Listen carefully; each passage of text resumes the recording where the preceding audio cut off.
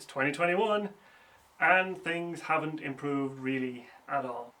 But I did acquire something kind of fun.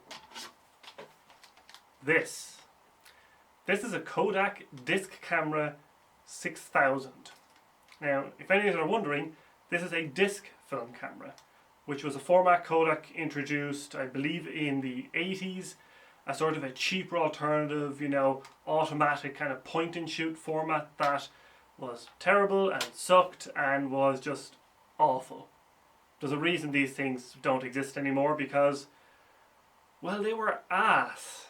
The film was very expensive, it was very proprietary, it required special machines for processing, it required just all this nonsense. Basically, there's a reason these things don't exist anymore. But that means I must have found some film for it. It's right here. Here's the film. I managed to find this on eBay from Portugal. It is Fujicolor HR disc film 200 ISO. The only issue is that this expired in May of 1991, which is oddly enough the same year that I was unexpired. So I was born in 91. So this film is as old as I am. This is 30-year-old film to go into a disc camera. And these films were not good when they came out. The surface area in this is like 8mm by 10mm, which is absolutely tiny compared to 35mm, which is 24 by 36. This is 8 by 10. It's tiny, the format. You get 15 shots of disc, so this pack contains 30 shots.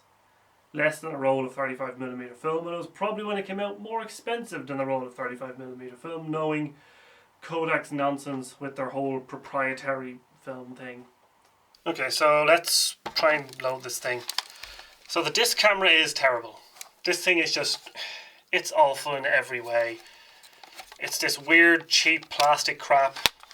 It has a fixed lens to focus.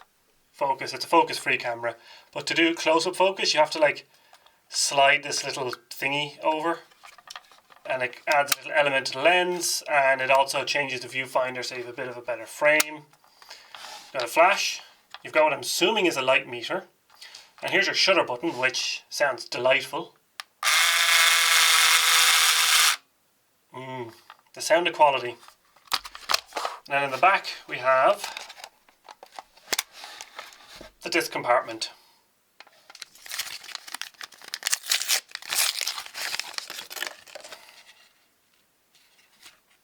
Wow. That's thin and flimsy and crap.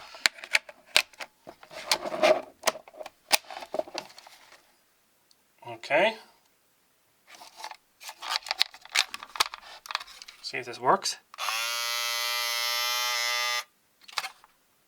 What the devil? Is it like a technique for loading it or something?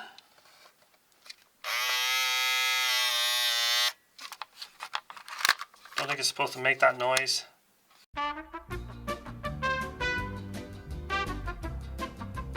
Because the super glue is here, you should know that. Turns out the camera is slightly borked.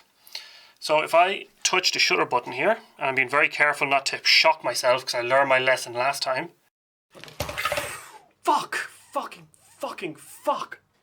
capacitor got me, motherfucker! This motor is spinning and doing its job, but the gear here isn't. Now the shaft is spinning because I can feel it on the screwdriver rotating. So I'm going to try and put the tiniest drop of super glue to see if I can get that shaft and that gear to stick together. And if that works, the camera should work. A little drop of super glue on the end of a toothpick. And now I'm going to try and dab it on. Like so. Careful. Hopefully that'll hold long enough to get through one pack of disc film. Damn, that's loud, but it is working. The shaft is not spinning anymore, so now we can actually take this out into the real world and do some shooting. Okay, so it turns out this video is not going according to plan at all. When I put the front cover back on the camera, it kind of stopped working and the shutter wouldn't trigger. But I can trigger it manually using a screwdriver and bridging the contact. So I have decided to do some sort of product photography of my Nikon F3 on my desk. See what happens, get a few shots on this, just so we can get some kind of images to see. Okay, so here we have our janky ass scene. Let's get some film in here and see if we can make this somehow work. Lock it. Okay. Now, see if this can even work. So I'll just point at the scene kind of vaguely. Here we go.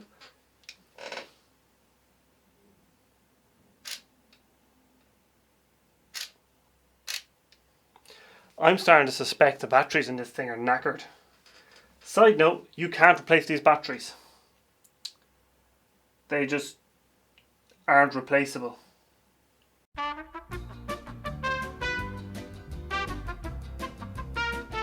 Turns out the camera had just dried out a little bit.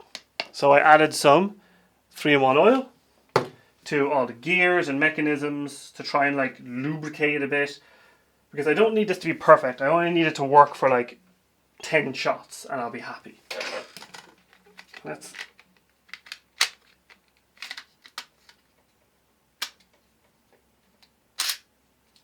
lock and load. Okay, it's on number 1. Are we actually going to get a picture with a disc camera? Who knows? It's fully down, so let's get it here. Okay. I have no idea where this thing is pointing. Let's try and set it down like this so I can... And there we go. Okay, hold it steady-ish. Come on.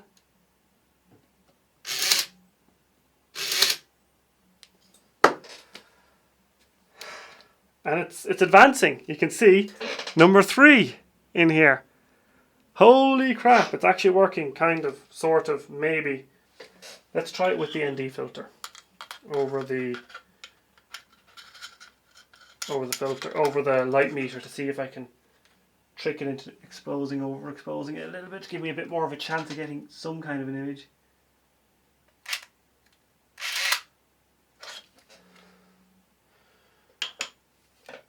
Did something. So just back from my walk, the camera managed to get through 10 pictures before it completely and utterly gave up the ghost, which should give us some kind of images. But now I need to figure out how to develop it.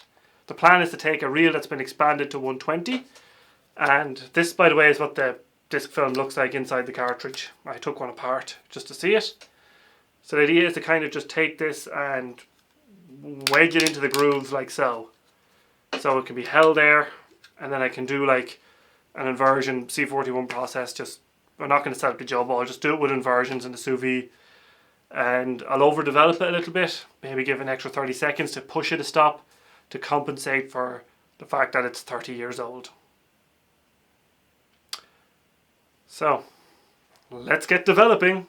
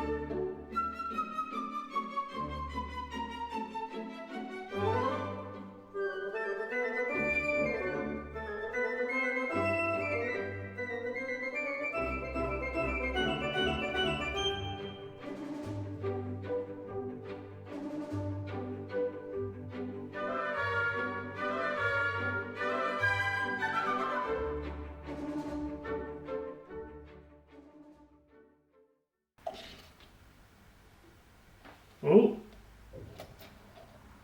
obviously one of them is a disc I didn't even expose, but oh. I see at least 3 images.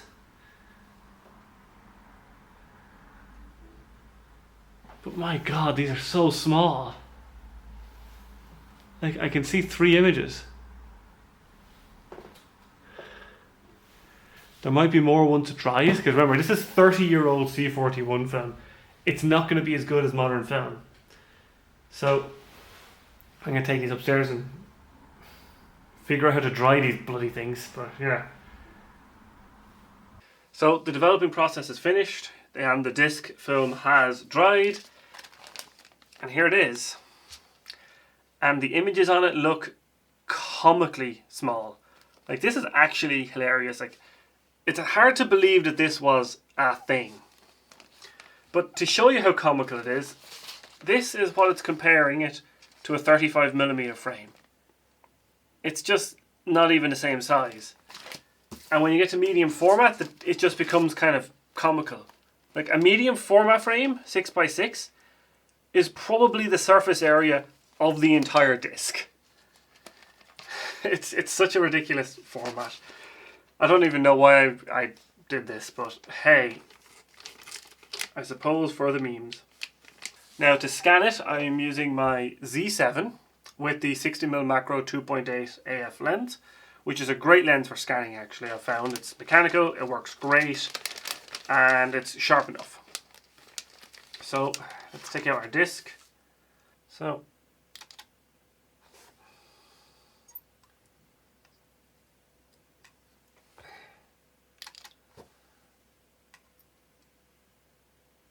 also, when I was getting the film out of the camera, the lever on the top was jammed, so I had to force it, and I heard something go crunch, crackle and snap inside that little camera. So it died, but it died doing what it loved.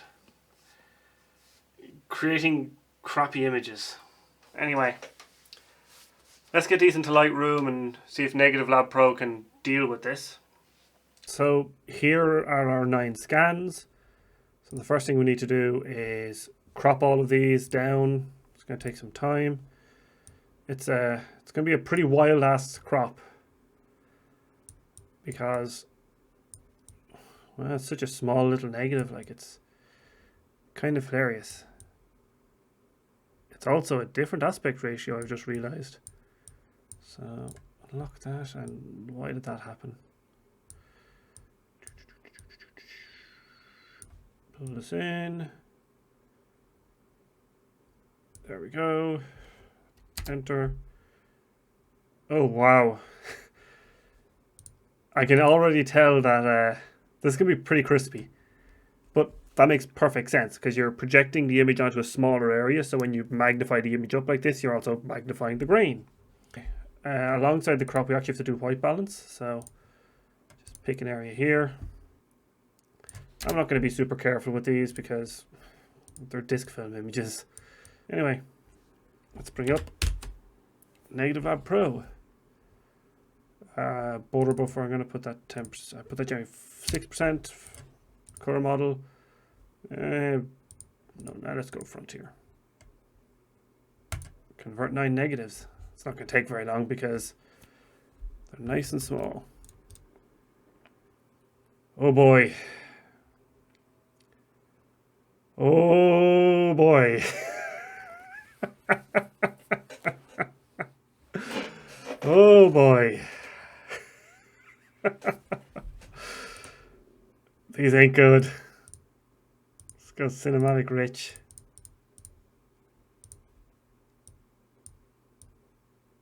Boost the contrast a wee bit.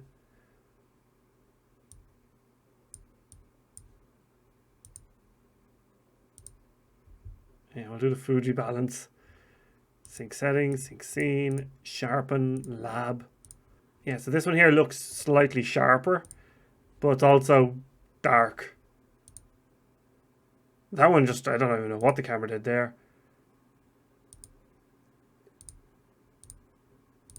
Well, these ones are just basically unusable. This is outside somewhere. Like, what even is this? These are the only two that turned out even remotely somewhat reasonable. That's some rough stuff right there. I can kind of see why this didn't catch on, you know? You know, it didn't really pose many advantages over 35mm. It wasn't standard, it was weird, it was proprietary. It's comically small negative. Like, you have to remember, the negative is tiny on these things. Like, it's a 8mm by 10mm negative. It's about the same size as a Super 8 frame. That's how small this negative is. And this is for still photography. Like, what was Kodak smoking in the 80s when they came up with this? That's it for disc film. I actually was going to film myself doing a little like outro to the camera, but to be honest, there's no point. Here's the results. It's terrible. I don't even know why I did this. Anyway, that's it for this video. See you next time.